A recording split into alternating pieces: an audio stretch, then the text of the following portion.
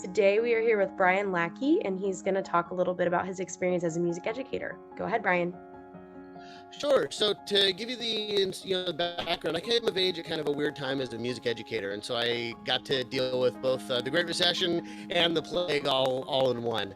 I'm a proud alumni of Cal State Fullerton for my bachelor's degree out here in Fullerton, California, as a music education major. I took a little too long to finish my bachelor's, but once I got really serious about it, that's where I went. I did my student teaching in Anaheim, California, right near Disneyland, with a couple of wonderful Anaheim band directors, Brian Belsky and Steve Krause. Steve, who's now retired after 30-something years at the same site, and Brian, who's now taken a job as the music coordinator in the Anaheim Union High School District. And then I just recently got my master's degree from American Band College in Ashland, Oregon. I'm class 2019, which I'm super proud about because that was an awesome program, and I met a lot of cool people. I've got to do a lot of different things as a music educator. I've been a private teacher, been a coach. I've been doing that since my senior year in high school. I've been, I've taught junior high, I've taught elementary, I've taught high school. I've built programs mostly from zero everywhere I've been, whether it was taking, 4th through 7th grade beginners and having them do 3 concerts in their first semester of playing, or whether it was taking over a school in Inglewood, California, where there was 14 working instruments for 100 general music students and no band classes on the schedule, and turning that into the largest band program in the district and introducing high school orchestra for the first time. I mean, that's a lot of what I've done over the course of my music education career. I'm also just starting to get interested in writing a little bit and publishing. I've got a small website where I just put up some of my educational materials. It's bryanlackey.com/band directing, and I have just submitted my first research article for publication. Although the editor happens to be on vacation, so we'll see what they say about it. But wait a little bit. Yeah, exactly. The editor is a friend of mine from grad school, so it's okay. Awesome. But well, that's good. So far, the initial feedback has been pretty good, and it's on doing beginning band and orchestra at the high school level and some of the advantages and challenges you might face. So that's where I am. And if anyone in SoCal is watching this and has an opening for a band or orchestra director, I would be very interested in talking to you. Help the guy out. Exactly. Oh, that's awesome. So I know some topics you wanted to talk about. One of them was the importance of scheduling for program growth. So go ahead and talk about that for a minute or so, or how long. Sure. So, this is definitely colored by my experiences in SoCal, and I understand that, band and orchestra programs deal with different scheduling challenges all across the country and are very situation dependent. So you deal with different challenges if you're in a rural area versus if you're in a suburban area versus you're in a poorer neighborhood in a big city versus, some states you have 3 directors as the default in the tiniest program. Some directors at 300 kids, you're still begging for a second director or even a coach, and you're not getting it. So I mean, I'm speaking primarily to the SoCal experience, but I do hope that some of it has some generalities that can be applied to everyone that might be listening to this. So what I've found over the course of my time is that scheduling is the single biggest thing that can make or break any program. And this is true for any elective, but especially for the performing arts, for music, for theater, because we have a sequence where A, kids need to articulate level to level, B, band or orchestra or choir or whatever it is needs to be understood as a multi-year commitment, and C, there needs to be multiple points of entry so that students can receive developmentally appropriate education wherever they join the band. It isn't right to throw a kid into, brand new beginner into a full marching band experience any more than it's right to make a kid that's ready for a Juilliard audition and is gigging as a high schooler, into junior high beginning band. Neither one of those things is appropriate for the student. And I don't think this is something that administrators and counselors really get. And so stressing this and being articulate and knowledgeable about this, I think is really important. Educating yourself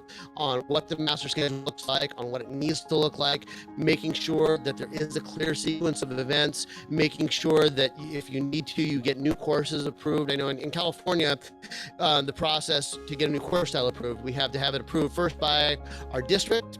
Usually there's a district curriculum committee that has to approve it. And then all of our courses, at least for high school, need to be approved by the University of California system for transfer credit. So there may be equivalents. I don't know, is there anything equivalent in your state where there possibly is, but I haven't heard or looked into it much yet since it's just been my it'll be my second. Oh yeah, no problem. But knowing what those are in your state Yeah. is really important, and then making sure that you have a real heart-to-heart with the counselors and with administration, and making sure that there's plans in place so that kids can handle all of the advanced classes they want to take, and making classes if they need to, because band tends to attract either the AP kids or the kids that are failing everything. It doesn't always attract the kids in the middle.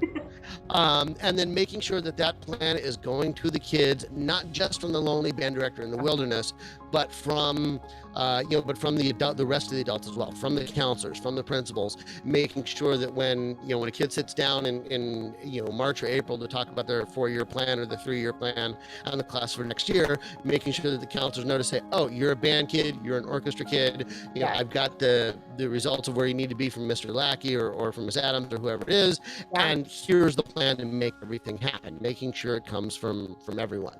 I also think one thing that's also really important about that is that you hear a lot of talk among band directors and orchestra directors about toxic situations and bad situations, and things change, whether it's going to block schedule, whether it's going to intervention periods, whether it's any number of things that really upset the apple cart, or elective wheel classes in some case, where kids just get a little smattering of each elective every semester, general music.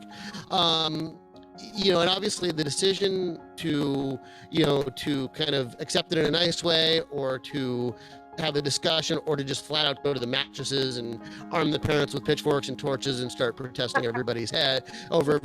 I mean, it's a difficult decision, and it's one that really is very situational and has to be weighed by each person that might be encountering something like that.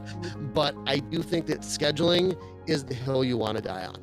And there are very few hills that are just absolutely no, you need to go to the mattresses and you need to be polishing your resume just in case this doesn't work. But block schedule, bad schedule, changes to the schedule, and a counseling department that can't get the schedule right more than a year or two in a row, that's one of the things that you really need to go to the mattresses on. You simply will not have a successful program. So I'll say that again because we just had a motorcycle pass by.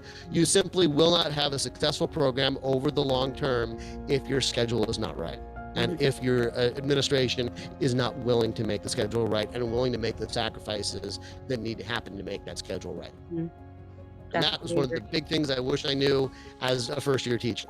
Yeah, well, that's great advice, knowing and okay, this is a battle I want to pick, and knowing that in advance from people who have had experience with it. That's amazing. Yeah. Glad to help. Yeah. So another thing I know you wanted to talk about was the possibilities for beginning band and orchestra at the high school level. Sure. Already sounds like a great idea. So I'm excited. Well, thank you. Yeah, no, I've been, I know, I'm guessing it's probably not terribly common in your neck of the woods either.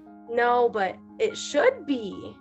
I completely agree, because it's almost unheard of in Southern California, and certainly from looking at you're part of the band directors group on Facebook, right? I mean, I mean, even talking to people there, it's still a pretty uncommon thing. You'll occasionally see posts about high school beginning band, but it's pretty rare. Yeah. And so, going back to my time at Morningside High School in Inglewood, where the Lakers used to play, where the Clippers now play, and where the Rams now play. And actually the new Ram Stadium is right across the street from the school I used to teach at. Yeah, I mean, it's been really interesting to watch the neighborhood develop, especially given, where it's been. Yeah. And so, I started doing it out of necessity. Like I said, I started off with no band classes on the schedule, no band kids, and no working instruments. And I can't either. And unfortunately, my feeder director, I had a great working relationship with my feeder director. Yeah. But she was hamstrung by a terrible schedule as well. So she was sending me maybe 5 or 10 kids a year if they weren't going to other districts and other schools. I mean, it was really a bad time, even though she was trying to do so much more. She had, 40, 50 kids in band every year. I should have been getting a lot more than I did. So I started teaching beginning band out of necessity at the high school level, just because I needed to get my program up and running. And, and luckily I came in with some experience. I taught junior high and elementary before that. So I had experience doing beginning band. I understand that that's not everyone, but the benefits were just phenomenal. I mean, number one, it's an equity issue. And I know equity is one of the big buzzwords in music education these days. And going back to, developmentally appropriate education, why should a kid, this is suddenly now, normally high school band or orchestra, you're reaching a big program, a big Texas sized program is reaching 30% of the student population. A 1,000, 2,000 kid school that maybe has 300-400 in band, and that's a gigantic program. Okay, and that's wonderful. But what about that other 70% of the kids? Or in the case of a lot of schools, what about that other 90% of the kids? Why aren't you reaching them? Why aren't you giving them something that they can do? And why aren't you taking advantage of that area of growth for your program? Because I think any director realizes the importance of sheer numbers. Without numbers, nothing happens. You can't divide into leveled ensembles. You can't put a decent sized marching band that's going to make a big sound on the field. You can't have extra ensembles like jazz band and quartets and chamber ensembles and everything else. You can't start a mariachi group. You can't do a music theory class. Without a certain number of numbers, you're stuck doing one band class that you're perpetually trying to race towards some impossible middle towards in terms of whatever music you program and however you teach things. And it doesn't really work all that well for any of the kids, no matter how much you establish peer mentoring, no matter how much you try different things, no matter how good you are. It's not the ideal situation. Even though I've seen people that have made it work wonderfully, it's still not the best situation. You need numbers to make the full facet of the program happen and to give your kids the best experience. So, and again, so in addition to whatever feeders you might have, why not tap into that extra 80-90% of the student body that you're not reaching and offer those beginning courses? It also eliminates your dumping ground classes. No more general music, no more music appreciation, no more beginning guitar class. And all those classes can be wonderful and absolutely have value. I'm a music history geek. I wish I could play guitar better because I'm terrible at it and it's an awesome instrument. But realistically, those classes tend to get used as dumping grounds by clueless administrators and counselors that don't know what they're doing and whatever. So if you teach beginning ensembles instead, suddenly they're doing something, and they're doing something productive, and they're doing something that they can get excited about, and that's directly feeding into your program. And if you have those same 50 or 100 general music kids as beginning instrumentalists, even if you only get a 50% retention rate, which is unlikely if you're doing it right, that's still 25 kids more every year in your program. And so it's something that I've become just a great believer in. And certainly there are challenges involved. I mean, you have to worry about number of instruments, especially if you're in a neighborhood that's real high demand for school instruments. And, beginners are going to run more demand for school instruments than advanced kids because their families don't have the buy-in yet. If it's been a while since your methods classes in college, you're going to need to brush up on how to teach those instruments. Maybe you don't remember your bassoon fingerings or how to do a paradiddle or, how to make a first buzz on trumpet. I mean, these are real things. You may not have the literature. You're going to have to go out and buy a whole bunch of grade 1 and grade 1/2 lit and all the stuff that you need to make beginning band happen. And one other concern I've had too, these are real concerns that you want to address. A few of the others are a little overblown, like your junior high director, if you talk to them, will probably actually be really excited that you're doing it and understanding a little more of what they go through. But I've heard occasionally that they might be a little jealous. So, make sure to talk to your junior high director and everything. Course approval, is a thing. I mean, you've got to make it.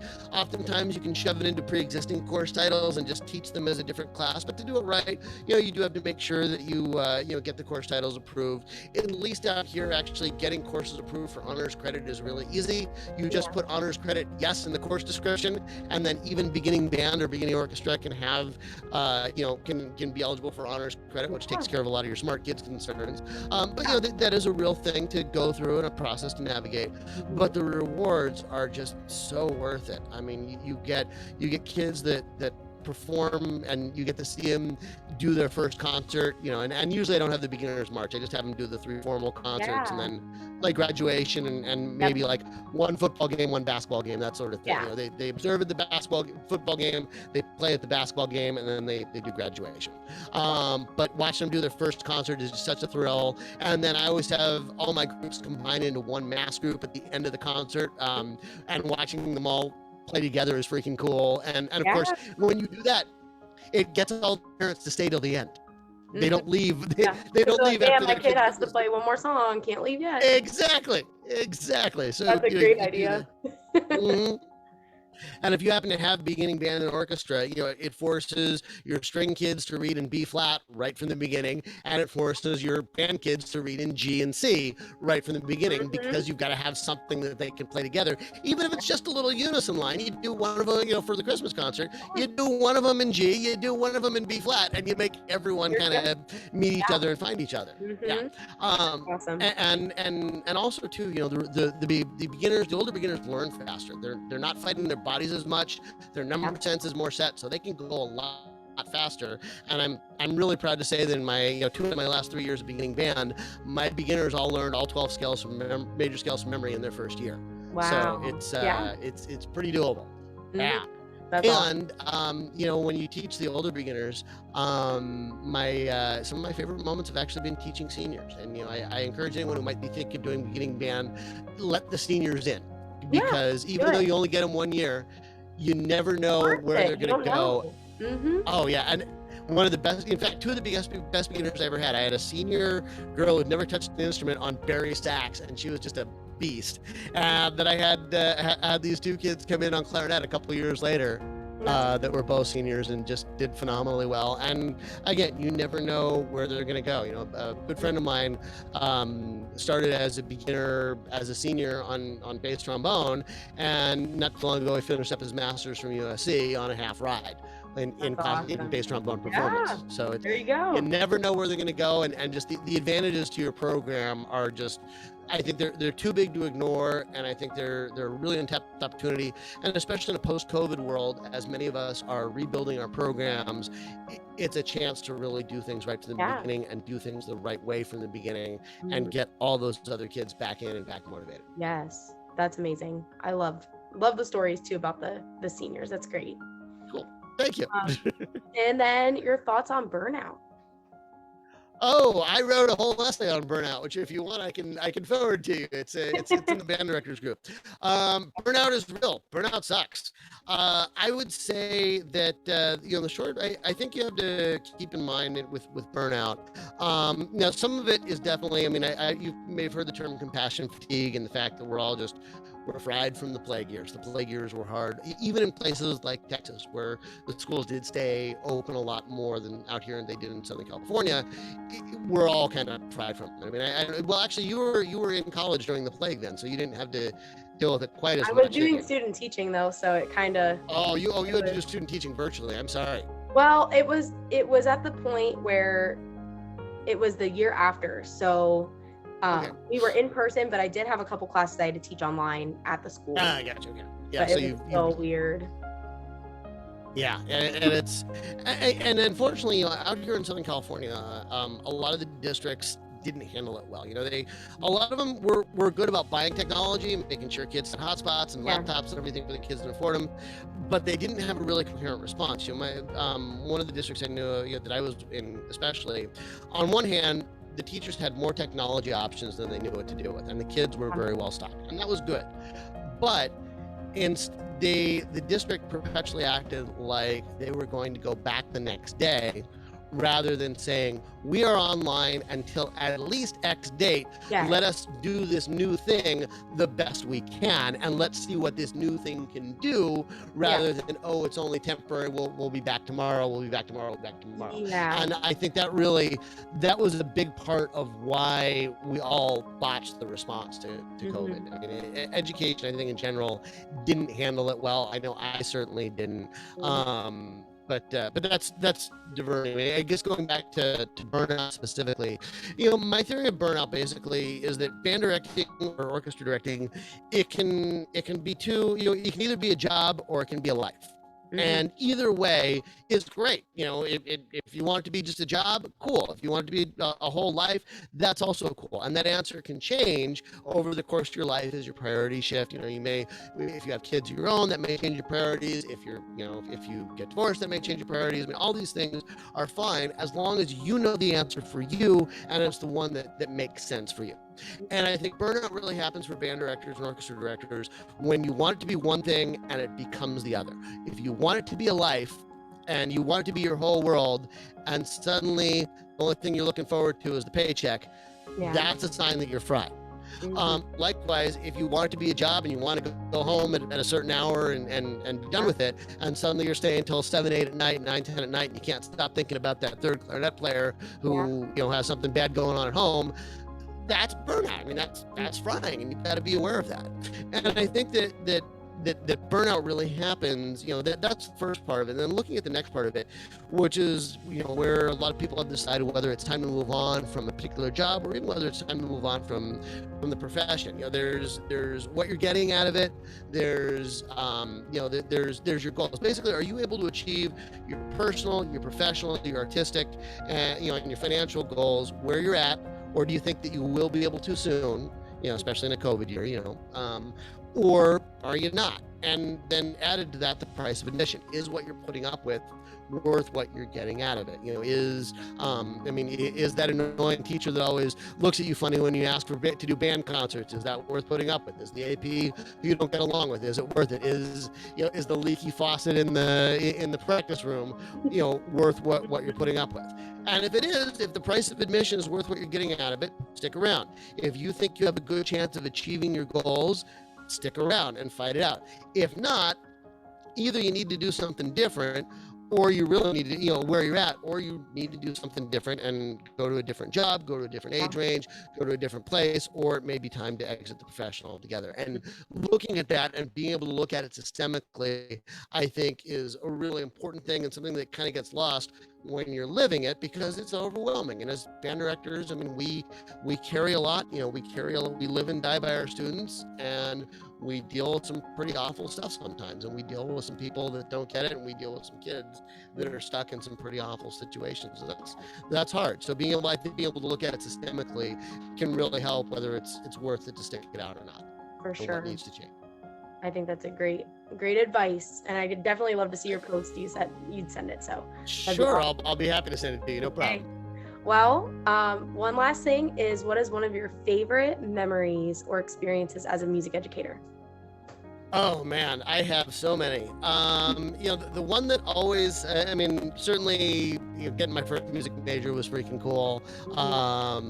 His last concert of his senior year, playing Air for Band, and what was it, North Texas recording? No, but they were so into it, and I finally actually conducted with some emotion, and afterwards I was just so overwhelmed that I actually had to take a step back for a moment, take a breath before I could go on to the next piece. But the big one that really will always stick out in my mind, I think, aside from the first time I saw the light bulb. I've been doing this before. I've got a lot of stories. But, my second year of teaching, I taught in these two little schools out in the mountains, kind of northeast of San Diego, in these little towns called Wonga and Anza. And it was basically like teaching in South Park. And especially for me as a suburban kid, it was very different going to the place where everybody had chickens. And that was, and some people were living on 40 acres of horse property, and some people were living 5 miles off a dirt road without electricity. And it was a whole thing. Yeah. And so, both my schools, I had one returning player at one school, and one of my schools I got to see every day, and they both did wonderful. And I had band with 4th through 7th graders. And so, about 2 weeks before the first concert of the year, I realized it was about as good as a first beginning band concert is going to sound. Again, LA Phil, it's not, but it's done. And so I said, okay, I can beat this music into the ground for the next 2 weeks, or I can do what I was going to do after the concert. They're listening. So I played the published recordings of a couple of their pieces. They loved it. I played the march from the second second whole suite, and they loved it. Of course, the baritone and tuba players are excited because, hey, look, it's me. And then I said, okay, you know what, everyone, I know slow and pretty stuff is kind of a hard style for beginners, but give this a shot. Listen to it with an open mind. And I played Ballad Air for him. Yeah. And afterwards, Mr. Lackey, that's the most beautiful thing I've ever heard. This is amazing, and I love this. And so I got to back up. Director I will not name. when I once asked them what they did, how honor band rehearsal went, they said, well, afterwards we all got drunk and made some decisions, and so they started saying, also, you hit the symphony of B and all these other impossible pieces that the group would never be able to play. And so, despite being completely sober, I had a getting drunk and making decisions moment when after the kids went to Ballet. I said, okay, who wants to do that piece this year? And every hand in the band went up. So you're like, okay, let's do it. Yeah, and so I said, oh, okay, I guess I'll order the music. And so for the next, these are beginners in like their first month, a couple of weeks of playing. This is, they're ready. Ballet is so far over their heads that they shouldn't even be looking at this piece yet. They were ready. Yeah, and so for the next couple of weeks while I'm waiting for it to come in from J.W. Pepper, the kids are bugging me every day. Mr. Lackey, is Ballet here yet? Is Ballet here yet? So finally it comes in, and we read through it, and we can barely get through like 8 bars without barfing. And my one returning player, who I said, I'm sorry I don't have enough kids to do advanced band with this year, just be patient, we'll catch up to you yet. She finally says, Mr. Lackey, this is hard. You're like, yep, I told you we'd catch up to you. Yeah. And so we eventually managed to limp through, and I even told the kids, look, if we don't finish it this year, it's okay. The fact that you're even looking at your first semester of playing is so far above and beyond your weight class that, but they kept going and they kept going and they kept going, and we eventually did, and we played it at 2 of our concerts, including the last concert, and it sounded hard, but they got through it, and everything else was easy after that I gave them. No. Yeah. And I remember, the last concert of the year, we did, we only had the one band at the school. We did a full 40-minute concert to ourselves. We did 2 sets. We had an intermission, and then, in between, and we did Ballet. I think it was our second to last piece.